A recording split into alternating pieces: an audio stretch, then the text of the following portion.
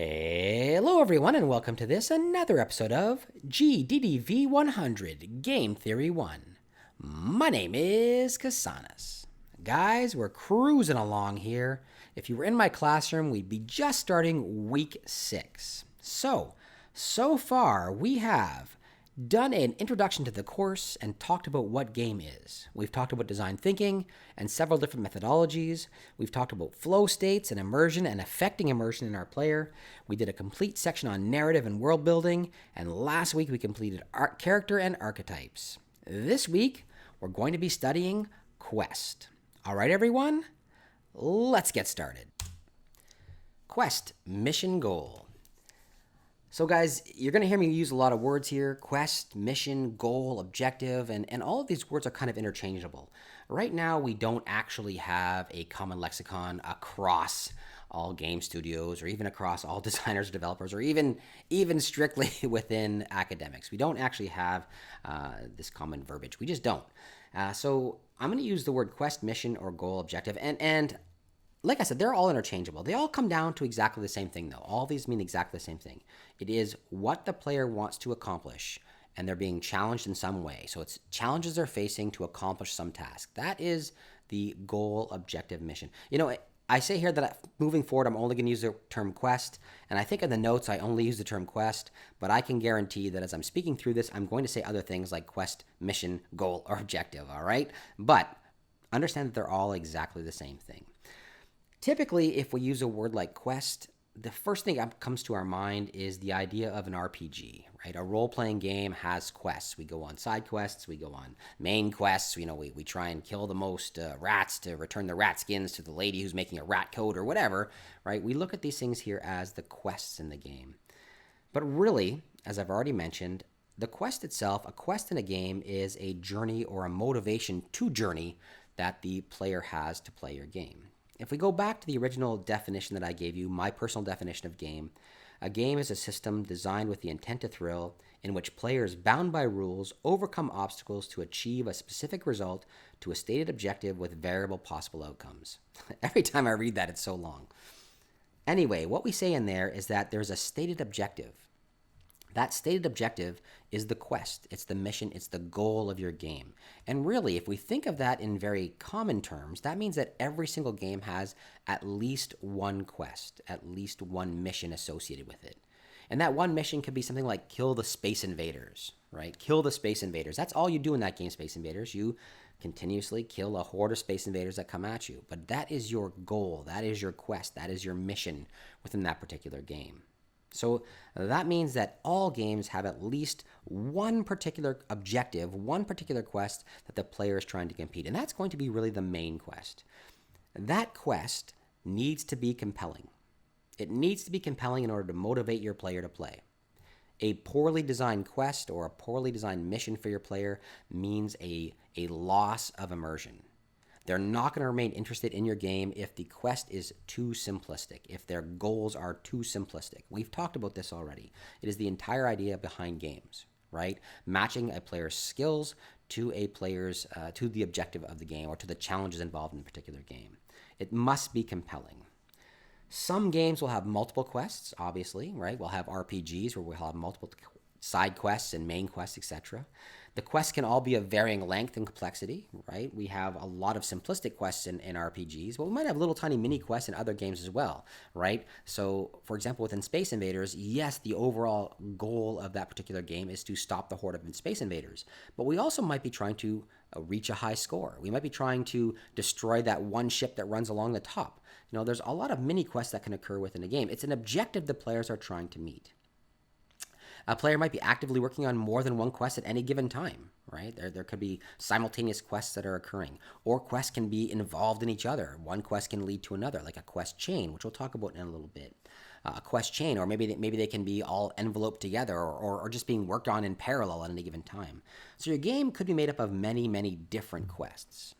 Now, regardless of what the quest is, every single quest will be made up of these three things: an objective, an obstacle, and a solution. There's actually a fourth, which is reward as well. Maybe I should have included that on here, but the reward actually comes after the quest is complete.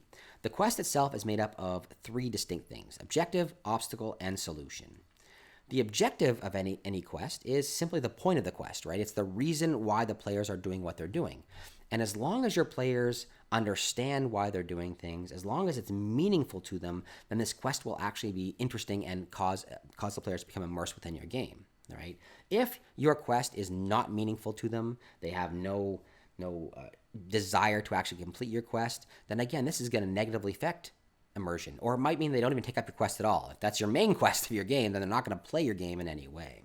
So we really have to make sure that any objectives we have for our player, that they have meaning, that our players understand what they're trying to do, and that's going to directly affect the immersion levels of the player.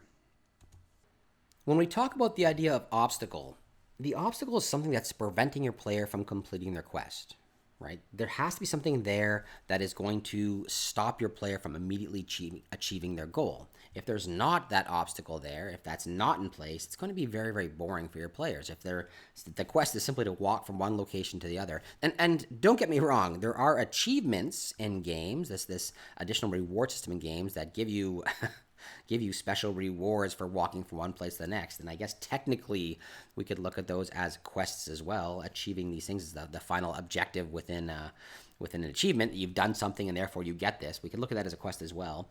But really that's not the reason why your players are playing a particular game. We'll talk about feedback and reward systems later on. A quest can be something simple like getting an object. It could be something as more complex as a multi-path mission they have to complete, defeating multiple monsters. It could be something as simple as hitting the target with a pistol 3 times, right? Regardless of what that quest is, there's going to be something that's standing in your way. You have to do something, you have to get past something in order to achieve that particular goal. Lastly is the solution, and the solution is basically the method the player has used to overcome the obstacle and achieve their final outcome, to achieve that final objective. Some quests will have a single objective. You have to really understand why you're creating a quest and understand exactly what that quest is going to do for your game. So some might have a single solution. You have to do this particular thing in order to move forward. It might be like a gatekeeping of some kind. Or a particular quest might have multiple endings. That multiple endings could be good, could be bad. In either case, it's going to mean the same thing, that you've overcome something to get to this final location. And once that final objective is complete, we end up with a reward of some kind. So the quest has been completed. It's really important at this point that once your player has completed whatever the task you've set before them is, that we let them know they've done it. All right, there has to be some kind of reward system. And that reward system could be big and it could be small. So if it's use this pistol to shoot the target, in the bullseye 4 times, maybe they get to keep the pistol afterwards. It could be something like that where they get a new weapon. Or it could be something much different. It could be something like just a simple thing on the screen that says, hey, you did it. But regardless of what your quest is, feedback for your player is going to be extremely important. It's going to make sure that they understand that what they've done, that they've completed what they've done, that they can move on to the next idea. All right? All right, guys. So let's talk a little bit about the idea of quests in general. What kind of quests you can have within your game. So there are a number of different options that you can actually have for quests, quest types. You can have your main quest, which is the main goal of your game. If we look back to Sharmy Kim and the idea that Sharmy Kim had, there was an all-encompassing section, the largest section that encompassed everything else, and that was the narrative. And that's really describing the main quest. What are you trying to do? I'm trying to save the princess. That's what I'm trying to do. And if the player understands what their main quest is, then they're going to be actively working towards this main quest over the entirety of the game. Side quests. Side quests are really interesting as well. We'll talk about each one of these in turn. Side quests are little quests that take you off the main path. A quest chain or a quest line are multiple quests that lead you through a particular scenario. Maybe lead you through to the main quest. Completing the quest chain will take you through the main quest. So like I said, the main quest is the overarching motivation for the player. And really making this clear to your player is extremely important. Why am I playing this game? What am I trying to do? You can look at the main quest as the storyline or the main plot, all right? And typically, not always, typically completing the main quest will result in the resolution of the game. So if your player completes the main quest, the game oftentimes ends. There's times when it doesn't, where you've completed the main quest, you're told you saved the world, and your game can continue. You can maybe play in sandbox mode or continue, little side missions or side quests as well. But typically, the resolution is of the main quest is the resolution of the game itself.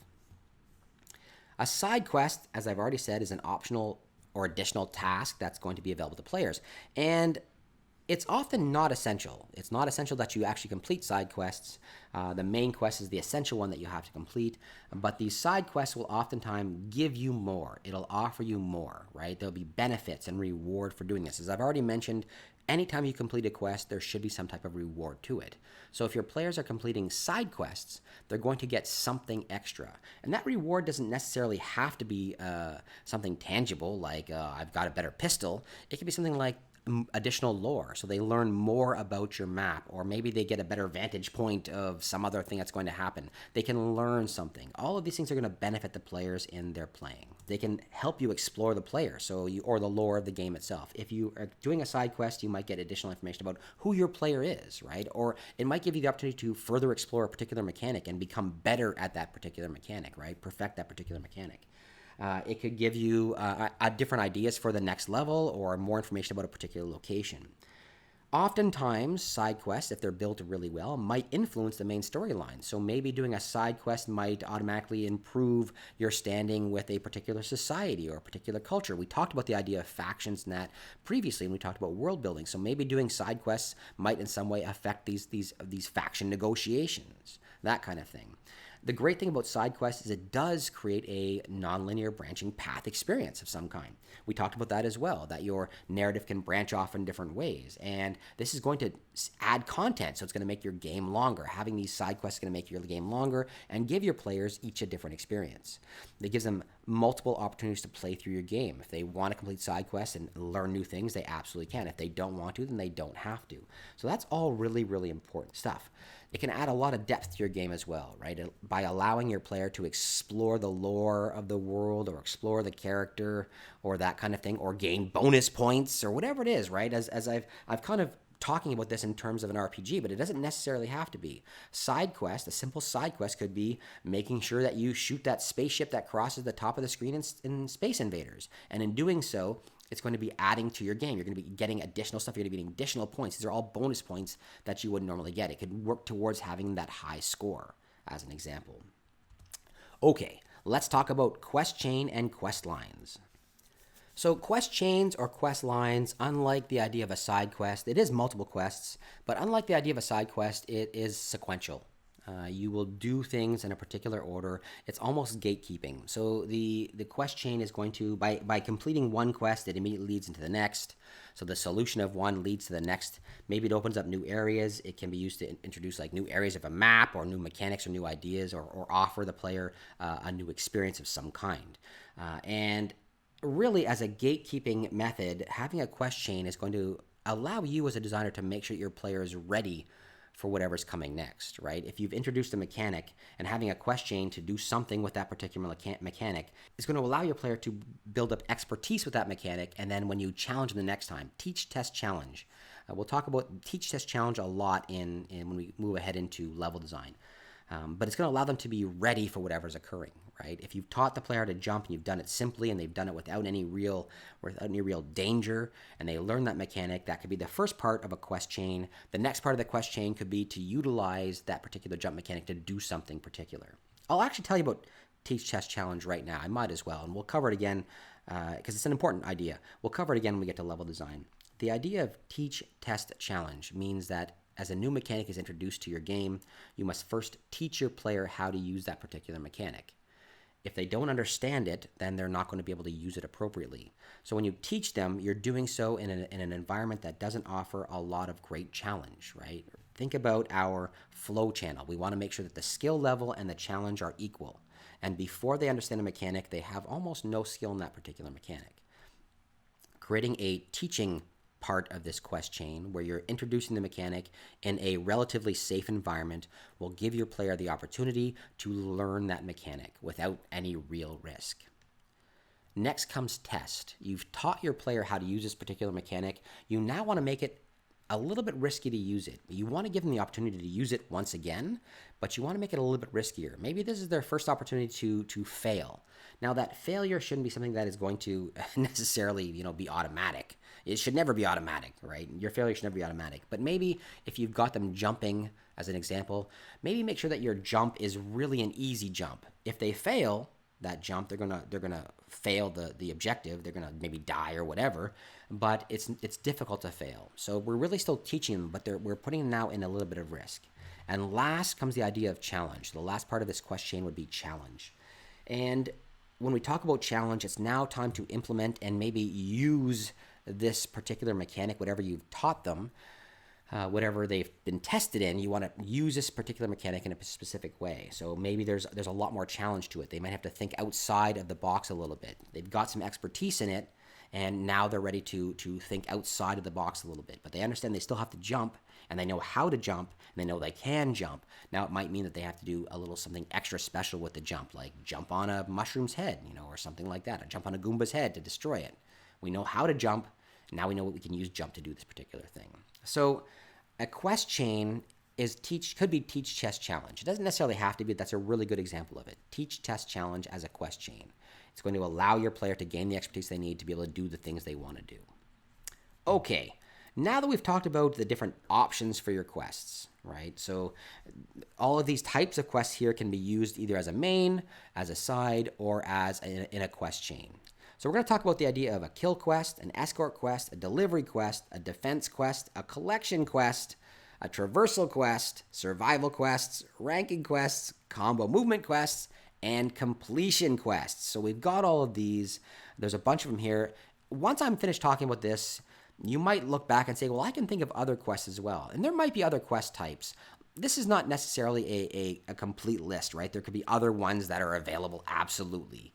But this is just kind of a list of quest types that are generally accepted and generally used within the industry. Let's start with the kill quest. And as the name implies, you have to kill a specified number of creatures in order to complete the quest. All right, we've all played these type of games. There are 4 basilisks in the woods. Go kill the basilisks in the woods to save this town. All right, we've played these kind of games, or maybe you don't. Not everyone plays RPGs, but we understand what this type of quest is. It's in the name. An escort quest, again, the same thing. We are trying to escort an NPC to a location safely. Our goal is to make sure that the NPC gets from one location to another, all right? And they're going to do so safely. A delivery quest is very similar in nature to the escort quest. The difference is we're trying to ensure that something, an asset of some type or an object of some type, reaches a new location. And again, I've been talking in terms of RPGs here, and I hope that you can see that it's not necessarily an RPG. So a delivery quest could be bring this book to the magician, and the magician will give you a spell. Or it could be something in a side-scroller, let's say, a side-scrolling game where you have to find a key to open a door.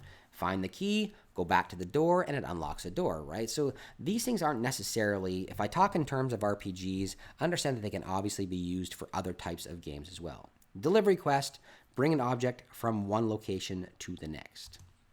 A defense quest, defend a specified location or object. So unlike an escort, it is not about a moving object. It doesn't have to be. It could be about a stationary object. It could be about defending a door. It could be, if you're playing some type of RTS, so some real-time strategy game, and you have to defend your base. Or it could be about, if you're playing some type of horde mode game, it could be about defending each other by setting up traps and things like that as the horde comes at you. There's a lot of different things a defense quest could be. So it might have additional things that you're trying to keep safe as well. So it might have an actual NPC that you're trying to keep safe as well. If you're defending an NPC in some type of zombie horde game, it could absolutely be that as well. A collection quest, and again, this is pretty typical for RPGs. Collect a certain number of objects, go out there and get 6 rat skins to build a rat coat. It could be something like that. But again, it could be almost anything else. It could be, Pac-Man's actual collection quest is to eat all the dots in the maze. You're collecting all of these dots, basically. A traversal quest. A traversal quest is about moving from one location to the next. And again, it doesn't mean you're bringing an NPC with you. It could mean just jump. Typically, it doesn't mean bringing an NPC with you. It means that you yourself are trying to traverse from one location to the next through a maze, or maybe through a series of jumps, or if you think about things like the Assassin's Creed games where you're trying to move to a particular location so you can complete an assassination. It could be any one of these things. So a ranking quest means you have to achieve a specific rank or a specific proficiency within a particular level. And in doing so, this is a great type of quest that you can add to your game if you are using it kind of as gatekeeping. You want to make sure that your player understands really well something before they move forward, right? Teach, test, challenge. Before they can move forward, they have to have a certain amount of proficiency to make sure that they're ready for whatever comes next.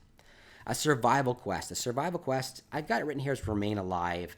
But again, it could be more than just remain alive. It's not necessarily that you're being attacked by a horde of things and remain alive for the entire time. It could be more than just that, right? It could be mixed in with a traversal quest where you don't want to fall in the lava. There's a number of different things that survival quest could refer to. A lot of these quests, when we talk about them, they might fit into other categories as well. And that's why I said, once we're done talking about them, think about your own and see if they fit in here first. But you might discover others that you think, oh yeah, this could also be an additional type of quest. A combo quest, so they have to complete a set of combination moves or complete a certain number of actions in a particular order. So think of games like Beat Saber or something like that, where you have to go through and you have to make sure that you've got the right combo in order to be able to move ahead. Otherwise, you fail the particular game. Awesome. Lastly is the completion quest. Complete a specified action or task. Do this thing and you can move on, right? Teach, test, challenge. Think about it in those terms. Maybe everything is really a completion quest. I don't know. But if you think about it in those terms, you have to do this particular thing before you can move forward. Then that's really what a completion quest is. Do this thing and then move on. All right, guys. So when we decide we're going to add a quest, it's really, really important that you as a designer understand exactly why you're adding that quest, right? It's not, it could just be to fill time, but really and truly, you're doing it for some particular reason. And then understanding that particular reason is going to make that test engaging. Having your player understand the reason why they're doing it is also going to make that engaging. So understand if there is one. I want to teach my players something new. I want my players to explore a new area. I want my players to be ready for the next task. I want to move the narrative forward. You're going to choose an appropriate type of quest or task in order to be able to do these particular things. So you as a designer, it is very important that you as a designer understand exactly what you want your player to do and exactly why you're adding that particular quest into your game. So a couple things I actually want to say about quests, just to really push this home. So first of all, quest is about motivating your player, right? We've already talked about that several times. And if you get the one thing out of this, I want to make sure you understand that the quest, regardless of what quest you're including in your game, is about motivating your players to do something particular. And you want to make sure that that quest is interesting for your player. Now, you as a designer may very well design lots of your quests, but there are options where your player may decide to do something on their own. A player can define their own quest. If they are motivated to do something and something is standing in their way, it is basically a quest. That's what we defined it as. The player wants to do something, there's something standing in their way, and they're able to go about doing it in some way. So if players can have a self-defined quest, what a lot of designers do is try and anticipate those quests that a player may have, right? We see this in terms of things like achievements in games, right? A player will do something and they will achieve something. They'll get an achievement saying, you did it, great job, right? You got to this highest peak, or you played the game on hard. These little achievements, even though we as designers have not specifically instructed our players to do something, they may do it anyway. And if we can anticipate those things they do, we can anticipate these self-defined or player-defined quests and then give them feedback for doing that. That is definitely going to have a positive effect on immersion. The player might continue to look for things like that they can play within your game, right? All of these things, we'll talk about the idea of emergent gameplay later on. Like, I know a player might look at something and say, they might be playing an RPG or a traversal game of some kind, and they might see a really tall building and think, I want to see if I can get to the top of that building. And even though we haven't asked them to do so, if we anticipate the fact that they've got up there, then the player gets a reward of some kind for doing it. The players are going to be amazed at this, and they're going to be immersed within your particular game. So we are going to talk about the idea of emergent gameplay in a later class, in a much later class. I won't go into it further than that right now. Okay, so the last thing I want to talk about is single player versus multiplayer. And it's important when we start to think in terms of multiplayers. I know that right now this is an introductory course, introductory to game course, and you're probably not thinking in terms of multiplayer at this particular time, right? You might be still working on your first single player idea. But I think it's really important that we understand the difference between multiplayer and single player quest design. It can be extremely, extremely different, right? If you are playing some type of co-op game, then it's important that each player within that party or within that multiplayer game has the opportunity to be the hero. We want to make sure that we explore the unique abilities of a particular character. If you've got several characters, each with their own abilities, you want to make sure that each player has an opportunity to utilize their abilities in some way. They have to have the chance to be the hero.